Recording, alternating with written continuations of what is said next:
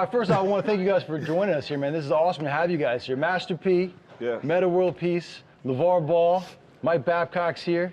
Appreciate having you guys here, man. This is going to be great. Hey, man, thanks for having us, man. This is the first time I got to sit down with the Master P and Ron Artest, man. I know. I seen him moving and grooving, you know, walking by him and stuff like that. I know, yeah. It's the first time I ever got to sit down. You guys have never really, like, No, we never sat down I've together. sat with P a lot. Yeah. But never with Pops. First question I got to ask you guys, I got to be honest with you.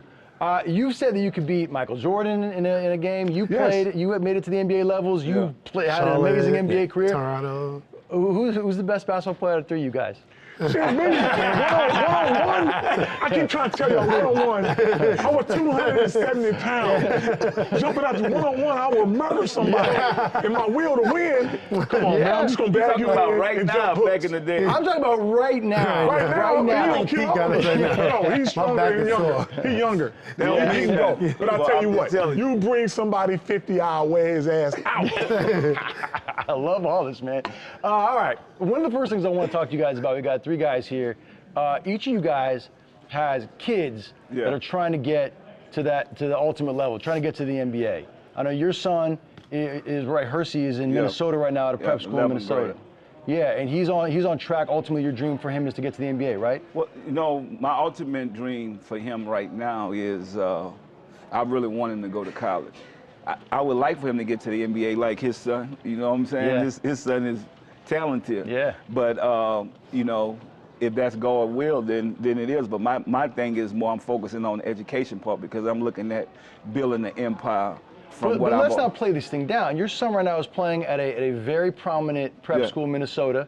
They just played Sierra Canyon, where LeBron James' son, Dwayne Wade's son are playing on ESPN. They beat Sierra Canyon. People are talking about your son's school. So I know that you're talking about college, but there's a very real possibility that he could ultimately end up playing professional basketball. Yeah, now I have two. I have my 8th grader play on that same varsity team, and he definitely can be a pro. But I'm just telling you how I feel as a parent because I've already made it. Right. So I sold records. I played in the NBA for a little while, but I'm just saying for me, as my family, what I would want to do, the education part is important for me because I know a lot of guys, once they get there, and we know these guys that done fell off, that now, you know, you're trying to figure out what you got to do. So I'm like, if we get this now, I mean, it's a whole nother level. Like just like what he said, it's about ownership. We talking about owning brands and products. So Metta has a couple kids that are trying to get their way up there too. Yeah. So my little son, Jerron, he's at Irvine. Yeah. He's actually a computer science major also. So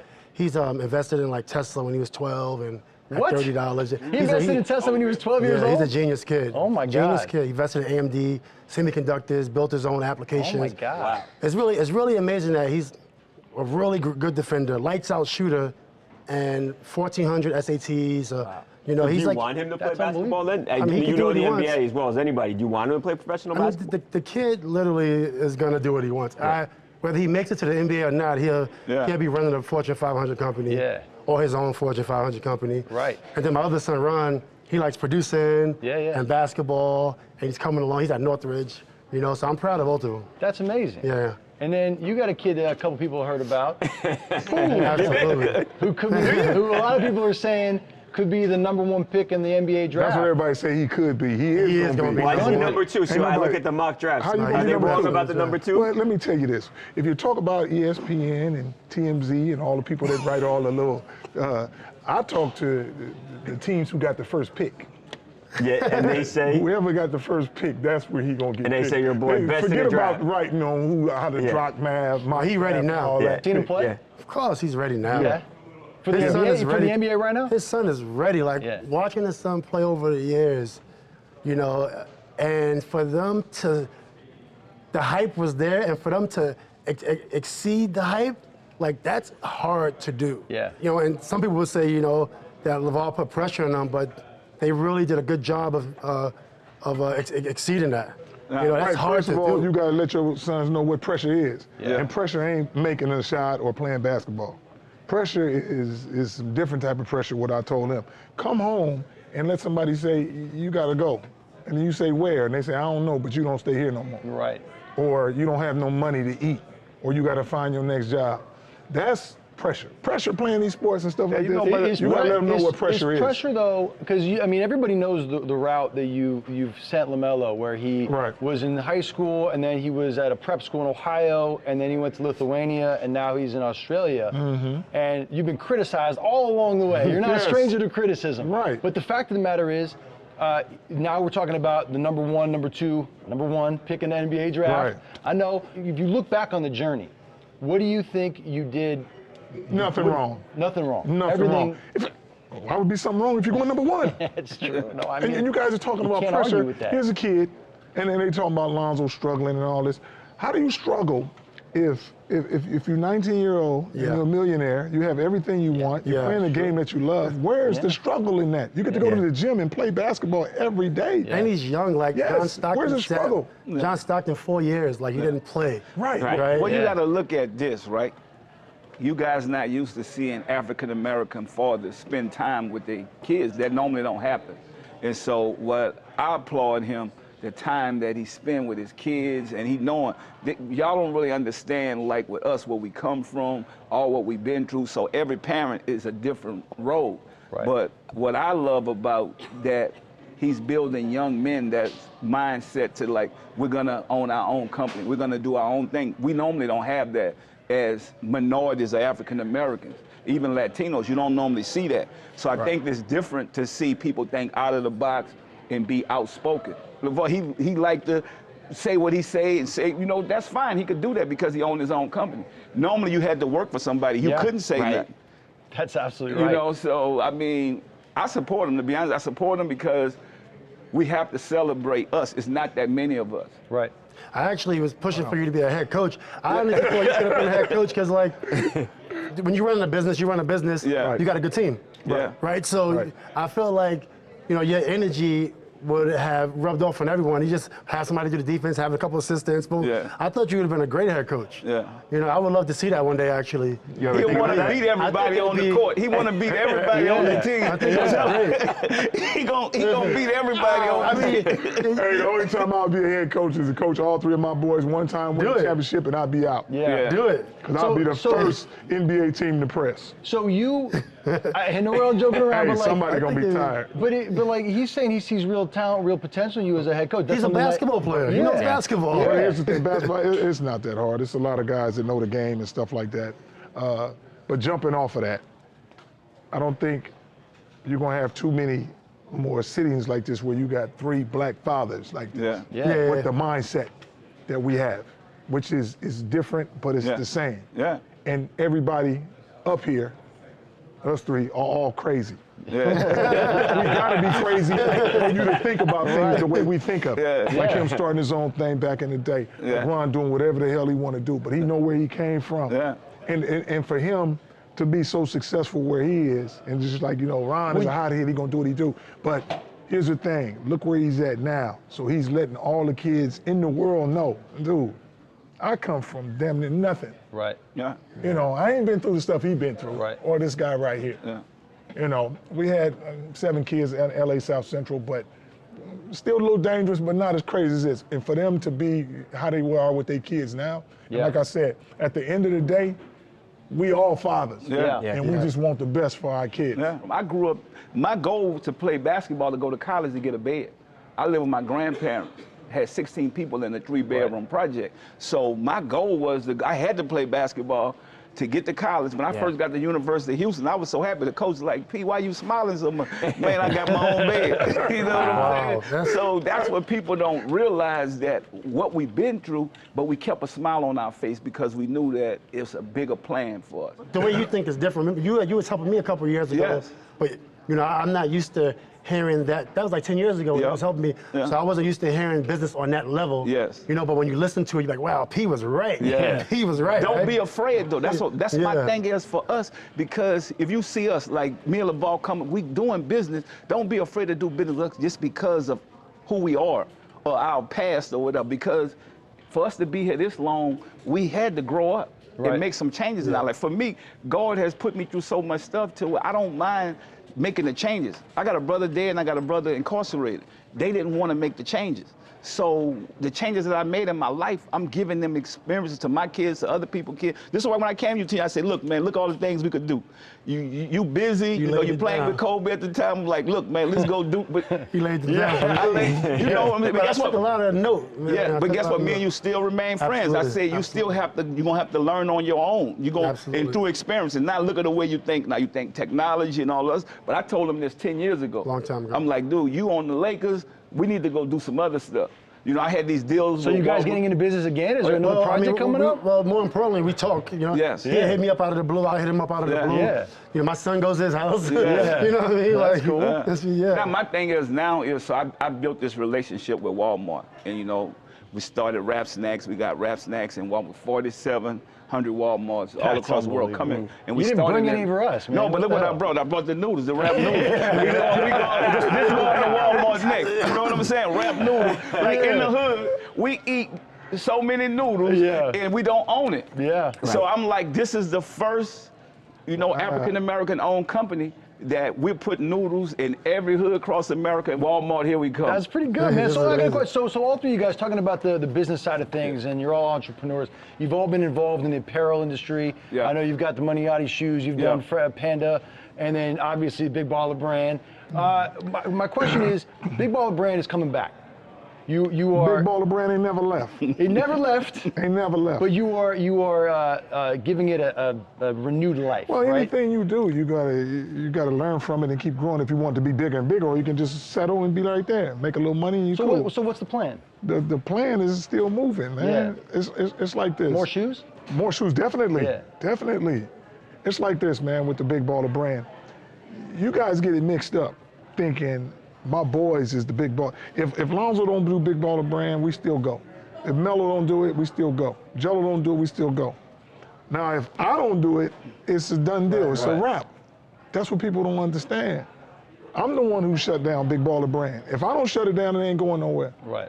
With his thing is, and you start something, that's what I'm saying. Nike always wasn't the top shoes. Right. Back in our day, we wore Converse, we liked Adidas. It took time. Nike got bigger once Jordan got with it. Right. Yeah. So imagine if Jordan would have owned Nike. Right. Where would he be at right now? This man did something and created. He inspired me. That's why I came with the Moneyati. Yeah. Like, you know what? Let me build something and build and build, knowing that we can do it. Right. So you out here inspiring people. People look at, oh, well, I don't like this.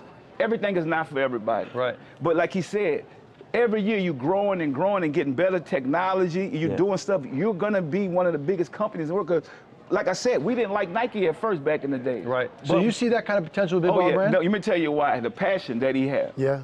He has passion for, like he said, this is not about his kids. He created the brand. Right. Yeah. But it's for us, we hate on each other so much, we can't see the big picture. I've never seen a shoe company in any capacity, whether it's sports shoes or formal shoes, explode the way the Big Baller Brand. Okay, this I wanted to ask you. Where was Nike built at? In somebody's garage. Yeah. Right.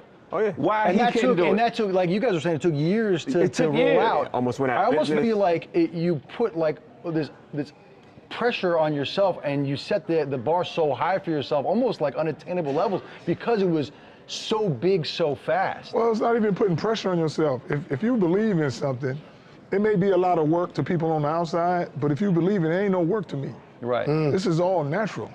So and people like they say that, oh, LaVar, you're a marketing genius. Oh, I ain't never been in no business school, no marketing school or nothing.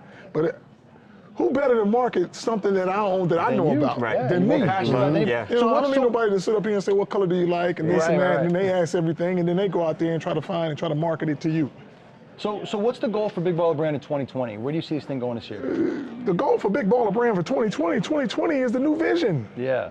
For the Big Baller Brand, we like I said, we just gonna grow. We're gonna grow a little bit at a time, man. But like I said, the stuff that I got going on, and somebody asked me, what do you see the Big Baller Brand? I said it's one of the biggest brands in the world.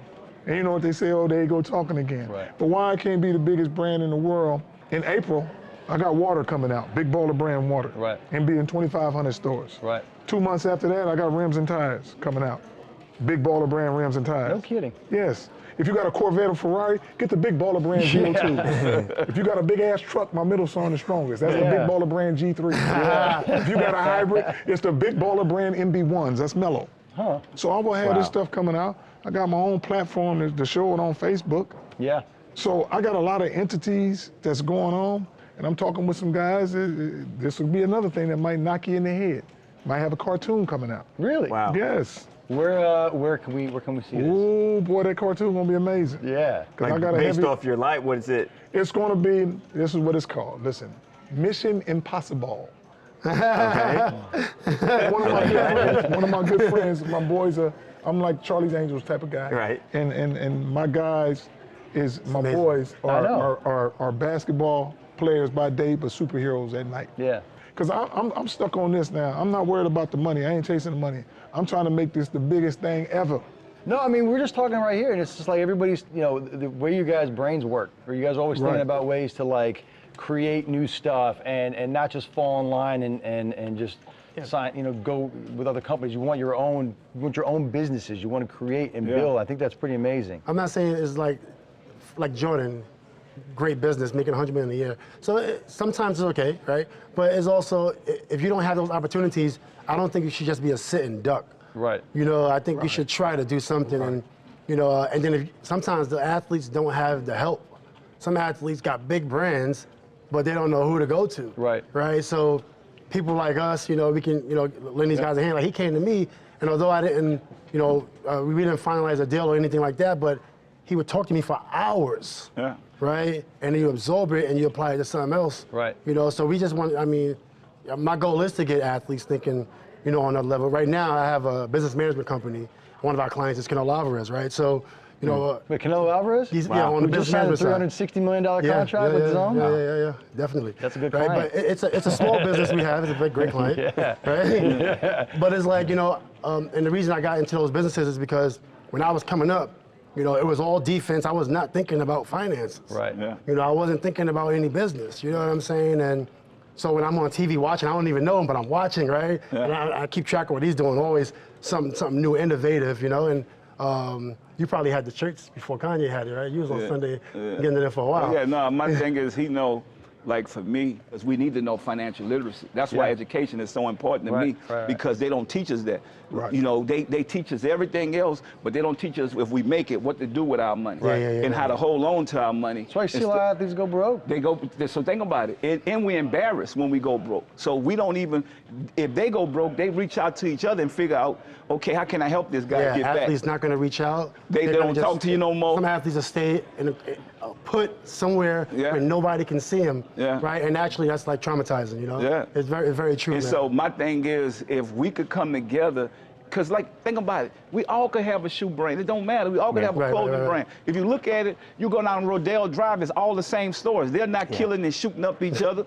We should be the same thing. I want to be able to celebrate and get his game to my brothers, so I could show them, like, look, man, I did this worked for me.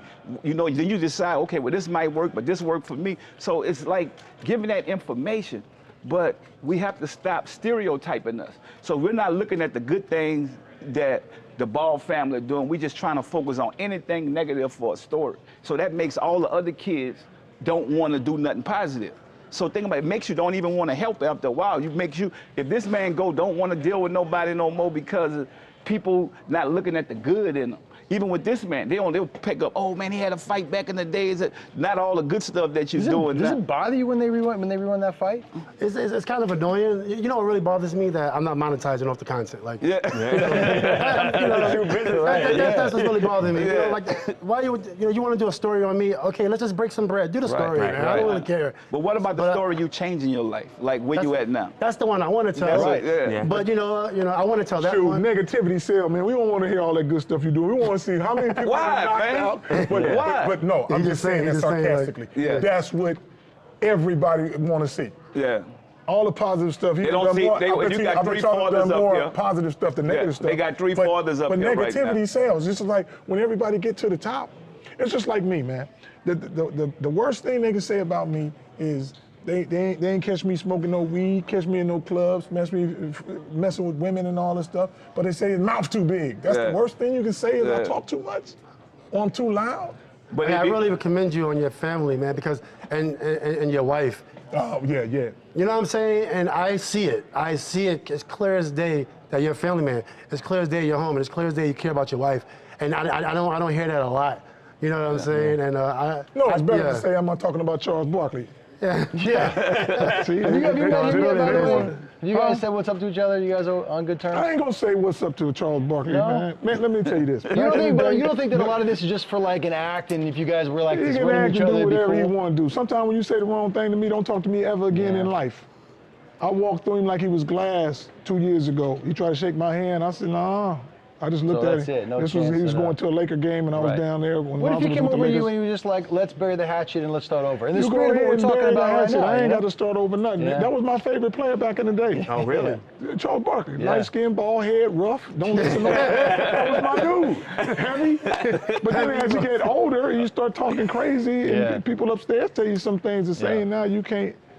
I ain't gonna never bury no hatchet and nothing like I ain't got no hatchet. Go on, do what you gonna do. You talking about people idiots and all this stuff, and you talk bad about my sons, and I'm supposed to be like, bury what? Yeah. You talking about my son, oh, he should have never stole them glass and this and that, he wrong, and I'm like, man, all the trouble you done been in, and you talking about nobody's perfect. So that's what people need to realize. One bad thing and try to crucify. But that's what I like about us here today. We let the world know that we're not perfect, but we're about getting better, doing better for our kids. So think about it. If you can't celebrate that, then that's on you. Right. You know, we're actually making a difference, saying we committed to our kids for a lifetime. As fathers, no matter what goes on, like we love our kids. That's rare to find, especially people that's already celebrities and entertainers. And you know, for me, it's all about my kids because most kids that you see in sports don't have a daddy. They're getting taken advantage of. Like almost every kid, go look in the pros. If it's 400 players in there, it's probably 75%. 300 and something of them without a dad. Really? I don't know. I'm assuming it's like 50, 60%. Probably. Based on your experiences in the league? Yeah. I want to change the subject for a second because we're kind of running out of time, but I wanted to hit one last thing before we go. I want to talk basketball real quick. Lonzo, Pelicans, Zion's coming back. How good can that team be? How excited are you as a New Orleans guy? Tell me about this. I'm happy. You know, when his son came, like, I knew what he could do. I watched him at UCLA. I was happy. Like, man, Lonzo coming to the Pelicans. You know, that's my team. So him being there, being a leader, like, and it's about growth. They not letting him grow. Everybody else grew in the league. They let him grow. Like, let this man grow. He's gonna be just as good as a Jason Kidd. I wish I was playing right now. I could get the ball thrown him. I know I'm gonna go for 30 or something a night with the way this man passed the ball and the way he could score the ball and get everybody involved. But I just think, I'm happy, man. I'm happy for the team. I think that we're a young team and that we're gonna get better and better. What do you think about all this? I think, like I always think, man, my son here's what he does. He makes everybody better around him. You excited for Zion, though? I ain't excited for Zion. That's not my son. I'm excited for my son. You know, Lonzo, Zion is coming, but I'm going to tell you what, like I told that coach, you can't believe in somebody who on the bench. You got to believe in who out there right now. Get my son the keys, play him 40 minutes, let him do what he do. You're going to get more victories than losses. You said, back in the first time we ever talked to you, I think it was, you said Zoe would be better than Steph Curry. Everybody keep talking about. Is that still the case after? Why wouldn't it be the case? He's killing it. We talked about how he's been scoring lately. The only reason he's killing it is it don't matter where you at. You have to have a coach believe in you. I don't care where you go. Now, Luke Walton didn't believe in my son like that. So you're not going to be super successful. Everybody like to say, well, he's away from the spotlight. Ain't no spotlight. If you're in the arena, you're in the arena. Can you play or not? Now, Lonzo about winning. And now he back to his old days because you get a lot of things in your head. What they want, 9 out of. Yeah, that's what everybody's looking at now. Just like everybody's talking about my son Melo, he get a triple-double in Australia. And then I tell him, well, Melo's like that because of my JBA league. I took him overseas, play against grown folks, and we whooping up on teams over there. And y'all say the league sucks because that's his dad league. Now you put him in Australia, he get triple-doubles, and y'all like, oh my God, against grown men, really top league. He always been playing against grown men, though. It's nothing. Now, that's why he's having. But that's a great thing that he's been playing up, and that's what I do with my kids. My kids been playing up for so long, like with this ESPN game, when they seen them, you know, against Sierra Canyon, which they was the #2 team in the country. Everybody was saying we ain't had a chance. But my kids been playing, you know, they've been playing up since 5th grade, been playing with grown people. And so I think that strategy, let your kids play, so by the time they got to play against their age and their opponents, they already ready.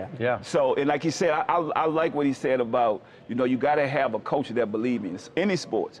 It's like anything in life. If the coach don't believe in you, you're done. You're done. So, I don't care how good I don't care how good you are. Also, if you got somebody who believe in you and let you do what you do, and it's just like especially if you put the work in. I always talk about Magic Johnson. Pat Riley came from upstairs, like in this type of building. And all of a sudden, he a hell of a coach. Because he said, I believe in magic. I'm going to wear this nice suit, slick my hair back, do what you do, man. And magic killed it. And look at Jordan. Jordan had some coaches before Phil. And what did Phil? Phil got all y'all food. He taught the Zen. You know what the Zen is? I don't care what you do, but I don't Give really it to know Michael. what it is. No, give it to Michael, but I'm going to let y'all figure it out on your own. And that's how he sat back so cool. And now you got the Zen. You agree with this? If you do not have a coach believe in you, man, and let you do what you do, and he's like, this guy going to win for me, the possibilities is unlimited, because every coach that's like Draymond Green, Clay, Steph, they wouldn't be good if Mark Jackson didn't say, yo, go on, do what y'all do. That's when people get mad at me when I say Steve Kerr, Milli Vanilli coaching. But you don't come at me. So why is Mark Jackson not coaching no more? That's a great question. Ask Metta. He'll be back. You think he'll be back? He'll be back. He'll be back this year, definitely. I mean, the Knicks job is. I mean, Coach Mike Miller's, you know, is doing a good job. He's interim coach and head coach now, and we'll see what happens this year. But you know, in New York City, they're talking about Mark Jackson. And He'd be the perfect for New York. He'd be perfect. And you know why I say that, man? Because he's from New York. He a point guard. Please pick my son first. Is that what you want him to go? If you can pick any team, any situation, man, Mark Jackson, take him. Get my other two sons. Man, with Mark Jackson being the head coach, you love it. He gonna do the same thing he did with Golden State with my boys. The Knicks have been terrible for more than 20 years. Because they're looking for a player and they don't need no player. They need a culture change. You need three. Would you start them together? All three boys start together, of course. Who will bring it up? Bring two rebounders. Who cares? Melo and Joe. Melo and Zoe is the only two that can play the 1 and 2 together in the league. I agree with everything you said, but one thing.